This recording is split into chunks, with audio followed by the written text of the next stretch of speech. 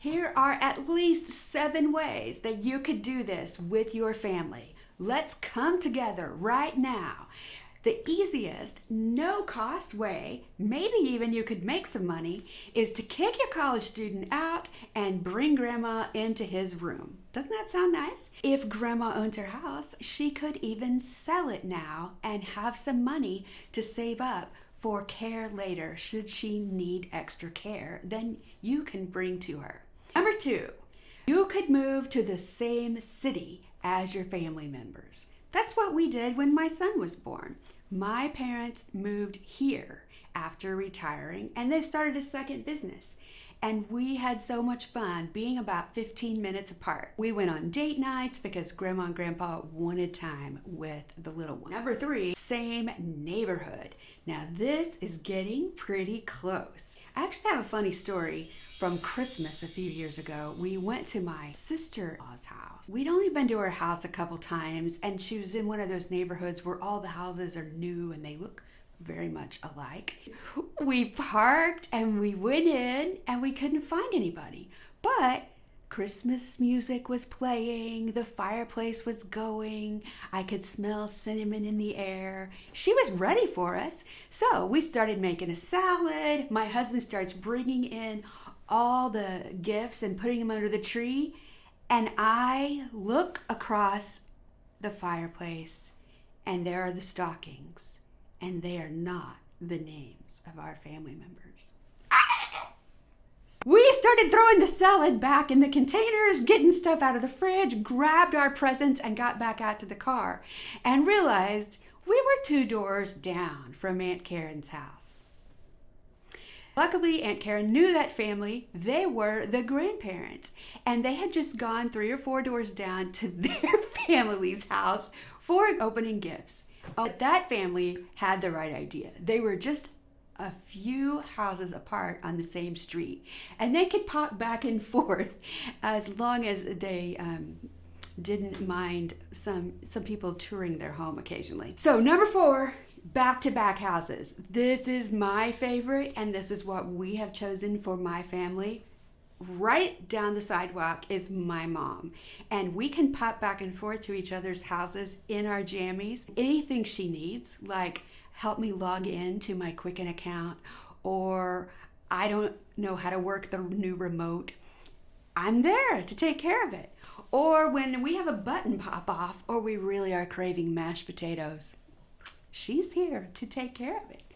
The trick to this, they bought a house that was only 2 years old in a brand new addition, and then this section opened up and they started building new houses on this street. So we were able to choose the lot directly behind my parents' lot. And we put in a little sidewalk, we took out the fence. I can watch them when they're doing their gardening, and if somebody tips over, I can run out there and help them back up. It's only happened a couple of times. Number 5 is to purchase a massive 5 to 7 bedroom house and get everybody together under one roof. Typically, we're talking about a 3,500 to 5,000 square foot house with a pool and maybe half an acre, and there's a special wing that's just for your family members. And most of the time they call those mother-in-law suites, but it doesn't have to be the mother-in-law. It could be any family member that you want to live with. And they have their own private entrance. Everything is separate. But as soon as they want to be in your house, you make the rules. You decide when are we open for company and when are we not, and everybody respects that. Number 6, ADU. Also known as accessory dwelling unit. Now my uncle and my grandmother, who is in her 90s, are doing this right now. Uncle Daryl used to live in a big city in a small apartment.